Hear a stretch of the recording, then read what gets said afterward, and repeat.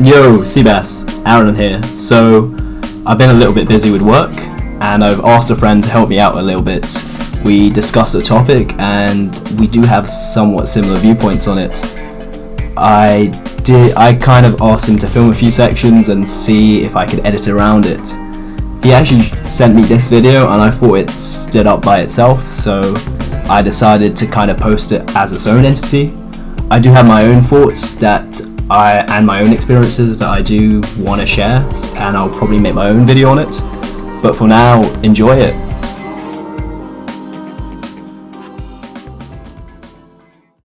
Hi, I'm Alphonse Theodosius Madcom van der Megen, and here today with another learning time with Mr. van der Megen.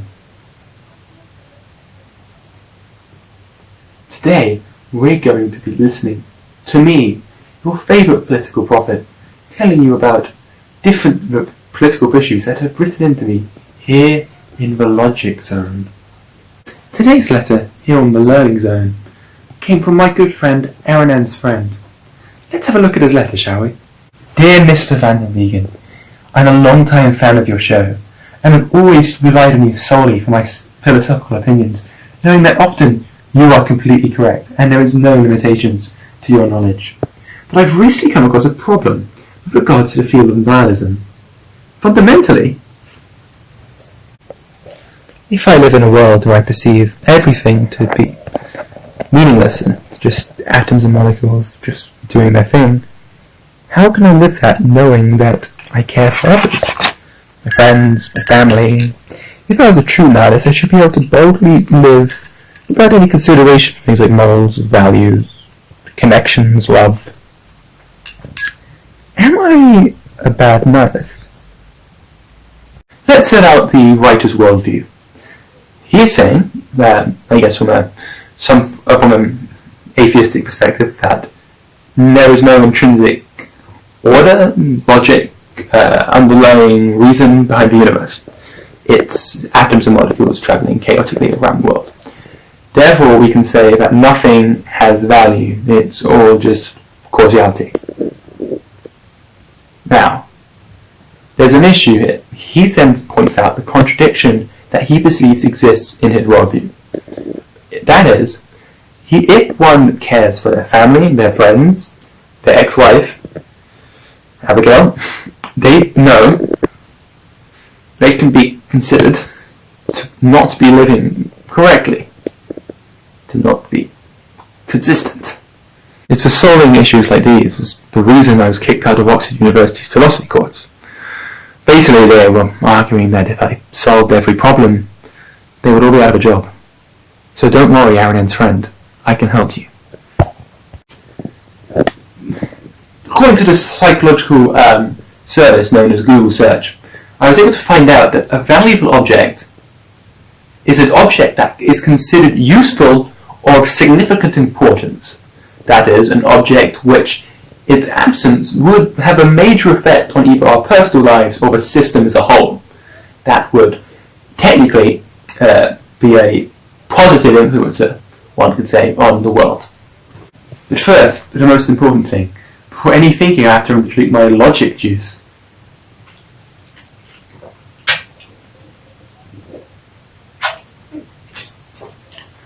Why'd you do this to yourself? Filthy animal. This is why she left. Now, in order to truly discuss this, I'm going to have to request that you allow me to shift into my logic form. You were very lucky to witness this, as it was one of the reasons why Oxford University was unable to handle my genius. They considered it, I guess, just too revolutionary. To say something has value means it's important or useful. Important and useful are characteristics which aren't intrinsic. They're applied externally, from an observer onto the object. Therefore, that raises a first issue with Aaron N's friend's position. If we say that there's no grand order to anything, there's nothing to stop us from setting this order ourselves. To say that nothing is value, therefore we can live how we wish without any concern for anything, inherently is also being an observer and putting value on something else. Living unrestrained, doing what one wishes. Now, this raises a second contradiction with the writer's opinion.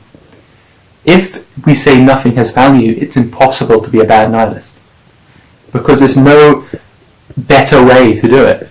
Your way of handling nihilism is no more successful or failureful than the others. Just as how I'm not a failure because I lost my kids and my ex-wife because they couldn't handle my philosophy. I'm the observer. I decide who won that court case. I decide that judge, which is another feminazi bitch giving fathers the mirror. Now that I've calmed my logic a bit, let's think about this more. If an external observer is deciding what is valuable and what isn't, we raise another issue here. If we say nothing has value, we are confirming one thing. The concept of value exists, and a hypothetical, perfectly valuable object exists. To say nothing has value is to say that nothing has the attributes that make something valuable. Therefore, we can psychologically construct a object which has 100% value. That is the most useful and the most important. This raises an issue. If we take an object,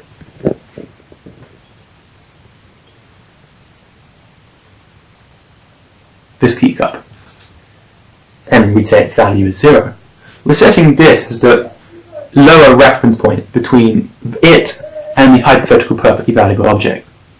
Therefore, because all objects are different, we can say that, this cup could have more in common with the hypothetical object. It could be more useful or more important. It could be important over a longer period of time. Therefore, it must inherently be more valuable than this. Now, I've switched from logic to cutting deduction, and the mask has been rejected as a result. 0 is 0. Sorry, there's a mentally ill man in my neighbourhood.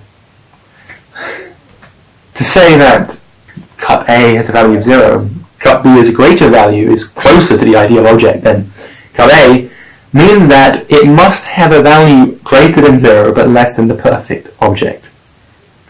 Therefore, it has a non-zero value. Which raises a question.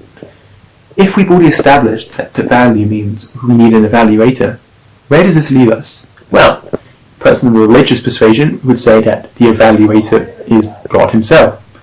Or a nihilist in the more conventional terms would say the individual is the evaluator. By saying that they believe there's no intrinsic value to anything, there must therefore be an extrinsic value to replace it. By declaring something as valuable, you are declaring it as the 100% completion of the definition of value, and everything else is defined around that. Humans always need a reference point to define things. Therefore, we cannot actually say, if we say nothing has value, we can technically say everything has value. Because if nothing has value, there's no reference point. We can put it wherever we want. Let's raise an example.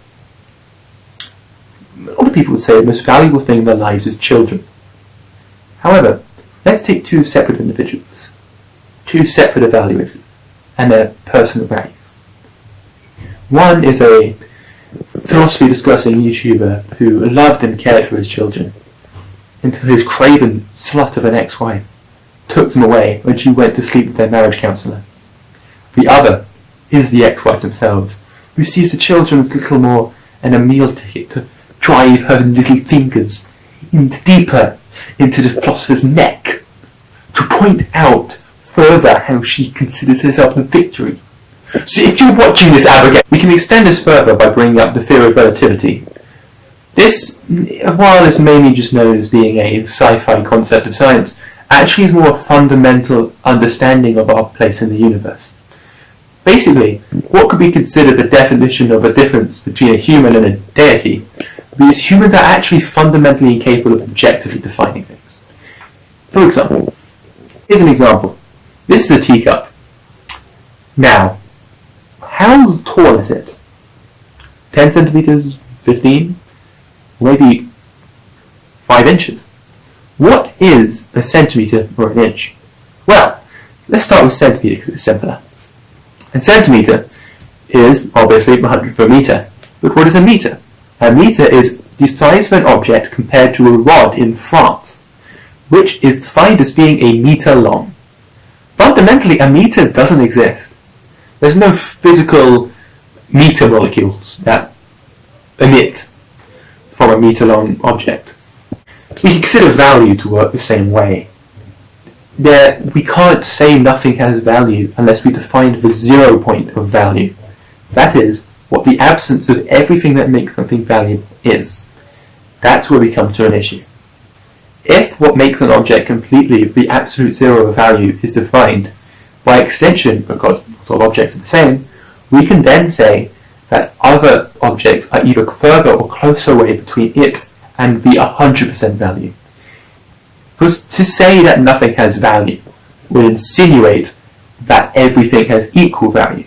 But as we know all objects are not equal, we can say that that cannot be true. There's also a problem with this worldview on a physics level. It's been well documented in the mathematical concept of chaos and uncertainty, which means, well, to put it colloquially, the butterfly effect. Predictions of weather forecasts went horribly wrong with the missing of a single decimal point to rounding to 3 figures instead of 8. If you see the chaotic interactions of molecules in a frying pan make the bubbles rise in a perfectly hexagonal fashion with little to no explanation. Pouring sand on top of a pile of sand, we don't know what direction the sand is going to fall once we reach a critical angle that the sand starts to roll down itself. No action can be considered insignificant in the long term. Every action produces multiple run-on actions, which in turn produce multiple run-on actions. Even if the object event itself is temporal and ends, its consequences are eternal. They cannot be undone, and they cannot be ignored. For all we know, a black hole could be started by some alien creature snoozing dust molecules into the wrong direction, causing them to collapse in on themselves. Let's not forget we have empirical evidence of this. World War I, one of the most bloody wars in human history, was started because Franz Ferdinand's driver got lost on the way to a hospital, and the youngest member of the Black Hand gang didn't want to leave without getting a ham sandwich. You see, Ferdinand's